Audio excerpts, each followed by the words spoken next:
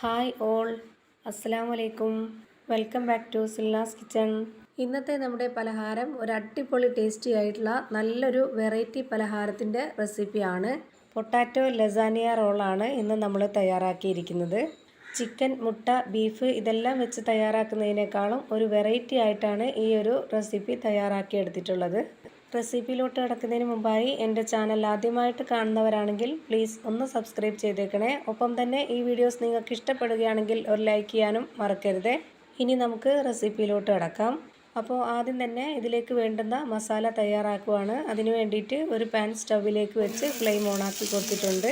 ഇതിലേക്ക് കുറച്ച് എണ്ണ ഒഴിച്ചു കൊടുക്കാം. എണ്ണ ഒന്ന് ചൂടായിട്ട് വരുമ്പോൾ ഒരു വലിയ സബോള ചെറുതായിട്ട് കട്ട് ചെയ്തെടുത്തിട്ടുള്ളതും ഒരു അര ക്യാപ്സിക്കം കട്ട് ചെയ്തെടുത്തിട്ടുള്ളതും ഇതിലേക്ക് ഇട്ട് കൊടുക്കാം.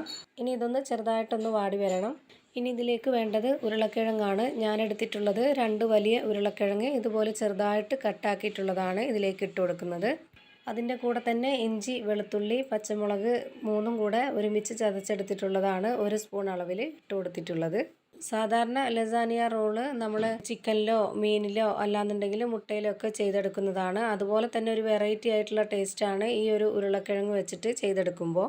ഇനി ഇതിലേക്ക് പൊടികൾ ചേർത്ത് കൊടുക്കാം. ഞാനിപ്പോൾ ഇതിലേക്ക് 1 സ്പൂൺ അളവിൽ മുളക് പൊടിയും 1/4 സ്പൂൺ അളവിൽ പെരിഞ്ജീരകപ്പൊടിയും 1/4 സ്പൂൺ അളവിൽ ഗരം മസാലപ്പൊടിയും 1/4 സ്പൂൺ അളവിൽ മഞ്ഞൾപ്പൊടിയും ഇട്ട് കൊടുത്തിട്ടുണ്ട്. ഇനി ഇതിലേക്ക് ആവശ്യത്തിനുള്ള ഉപ്പും കൂടെ ഇട്ട് കൊടുത്തതിന് ശേഷം ഇത് നന്നായിട്ടൊന്ന് ഇളക്കി യോജിപ്പിച്ച് കൊടുക്കാം.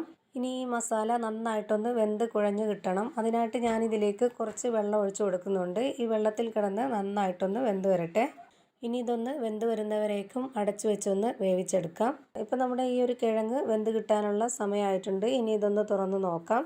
ഇതിനിടയിൽ ഞാൻ 1-2 തവണ ഈ ഒരു കിഴങ്ങ് വെള്ളമൊക്കെ വറ്റിയിട്ടുണ്ടോ കറക്റ്റാണോ എന്നൊക്കെ നോക്കാൻ വേണ്ടി ഇളക്കി കൊടുത്തിട്ടുണ്ടായിരുന്നു. ഇപ്പോൾ നമ്മുടെ കിഴങ്ങ് നന്നായിട്ട് വെന്ത് ഉടഞ്ഞ് വന്നിട്ടുണ്ട്. ഇതാണ് ഇതിൻ്റെ കറക്റ്റ് ഒരു പരുവം. ഇനി നമുക്കിതിൻ്റെ ഫ്ലെയിം ഓഫ് ചെയ്ത് കൊടുക്കാം. ഇനി അടുത്തതായി തയ്യാറാക്കിയെടുക്കേണ്ടത് ഇതിന് വേണ്ടുന്ന ഒരു സോസാണ്. അപ്പോൾ അതിന് വേണ്ടിയിട്ട് ഞാൻ സ്റ്റൗവിലേക്ക് ഒരു പാൻ വെച്ച് കൊടുത്ത് ഫ്ലെയിം ഓണാക്കി കൊടുത്തിട്ടുണ്ട്. ഇതിലേക്ക് കുറച്ച് ഓയിലാണ് ഞാനിപ്പോൾ ഒഴിച്ചു കൊടുത്തിട്ടുള്ളത്. ബട്ടർ ഉണ്ടെങ്കിൽ ബട്ടർ ചേർത്ത് കൊടുത്താലും മതി. ഇനി ഒരു 3 അല്ലി വെളുത്തുള്ളി ഇതുപോലെ പൊടിയായിട്ട് അരിഞ്ഞെടുത്തിട്ടുള്ളതും 1/4 സ്പൂൺ ചെറിയ ജീരകവും കൂടെ ഇട്ട് കൊടുത്തിട്ട് ഈ എണ്ണയിലൊന്ന് മൂപ്പിച്ചെടുക്കാം. ഇത് രണ്ടും എണ്ണയിൽ കിടന്ന് നന്നായി മൂത്ത് അതിൻ്റെ ആ ഒരു മണമൊക്കെ വരുന്ന സമയത്ത് നമുക്കിതിലേക്ക് 1/2 കപ്പ് അളവിൽ 2 കപ്പ് പശുവിൻ പാൽ ഒഴിച്ചു കൊടുക്കാം. ഇനി ഇതിലേക്കൊരു 2 സ്പൂൺ അളവിൽ നിറയെ കോൺഫ്ലവർ പൊടിയാണ് ഇട്ട് കൊടുക്കുന്നത്. മൈദപ്പൊടിയാണെന്നുണ്ടെങ്കിലും നന്നായിരിക്കും. ഇത് രണ്ടിൽ ചെയ്തെടുത്താലും നല്ല ടേസ്റ്റാണ്, കുഴപ്പമൊന്നുമില്ല. ഇതിനി നന്നായിട്ട് കുറുകി കിട്ടണം. പാൽ ഒഴിച്ചു കൊടുത്ത ഉടനെ തന്നെ ലോ ഫ്ലെയിമിൽ ഇട്ട് കൊടുത്തിട്ട് വേണം നമ്മൾ ഇതുപോലെ പൊടി ഇട്ട് കൊടുക്കാനായിട്ട്. അല്ലാന്നുണ്ടെങ്കിൽ പെട്ടെന്ന് തന്നെ കട്ടയായി പോവും. ലോ ഫ്ലെയിമിൽ ഇട്ട് കൊടുത്തുകൊണ്ട് തന്നെ ഇത് നന്നായിട്ട് കുറുക്കിയെടുക്കണം. ഇനി ഇതിലേക്ക് 1 സ്പൂൺ അളവിൽ മുഴുവൻ കുരുമുളക് ചതച്ചെടുത്തതും 1 സ്പൂൺ അളവിൽ പച്ചമുളക് കട്ട് ചെയ്തെടുത്തിട്ടുള്ളതും ഇട്ട് കൊടുക്കാം. ചതച്ചെടുത്ത ഉണക്കമുളക് ഇട്ട് കൊടുക്കണമെന്നുണ്ടെങ്കിൽ അങ്ങനെ ഇട്ട് കൊടുക്കാം. ഇനി ഇതിലേക്ക് ആവശ്യത്തിനുള്ള ഉപ്പും കൂടി ഇട്ട് കൊടുക്കുന്നുണ്ട്. കോൺഫ്ലവർ ആയതുകൊണ്ട് തന്നെ ഒരുപാട് സമയമൊന്നും വെയിറ്റ് ചെയ്യേണ്ട ആവശ്യമില്ല, പെട്ടെന്ന് തന്നെ കുറുകി കിട്ടും.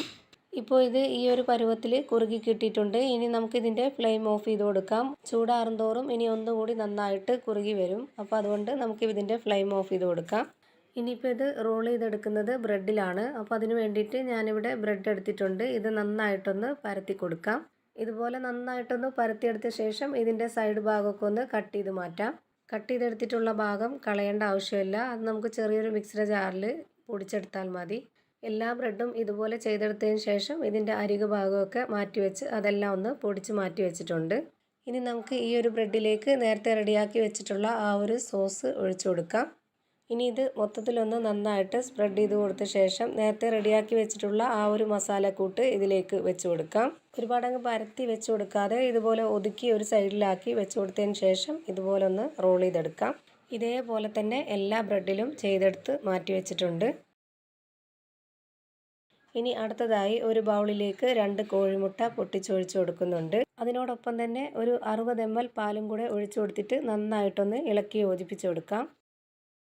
ഇപ്പോൾ ഇത് നന്നായിട്ട് ഇളക്കി യോജിപ്പിച്ചെടുത്തിട്ടുണ്ട്. ഇനി ഇതൊരു പാത്രത്തിലേക്ക് ഒഴിച്ചു കൊടുക്കുന്നുണ്ട്.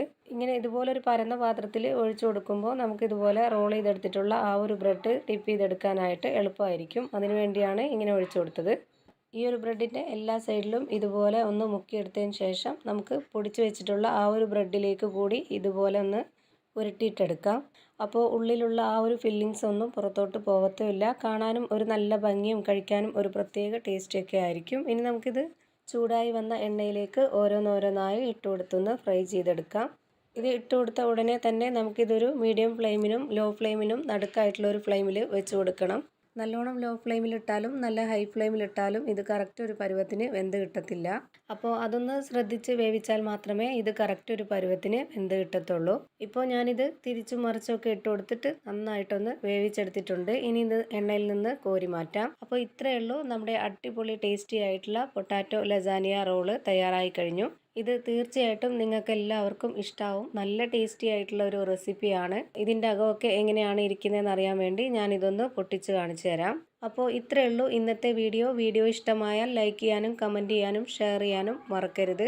അതുപോലെ തന്നെ ഞാനിടുന്ന പുതിയ വീഡിയോസ് നോട്ടിഫിക്കേഷനായിട്ട് കിട്ടുന്നതിന് വേണ്ടി സബ്സ്ക്രൈബ് ചെയ്ത് ബെല്ലൈക്കൺ അമർത്തി അതിൽ ഓൾ എന്ന ഓപ്ഷൻ എനേബിൾ ചെയ്ത് കൊടുക്കാനും മറക്കരുത്. പുതിയൊരു വീഡിയോയുമായി വീണ്ടും വരും. Thank you for watching.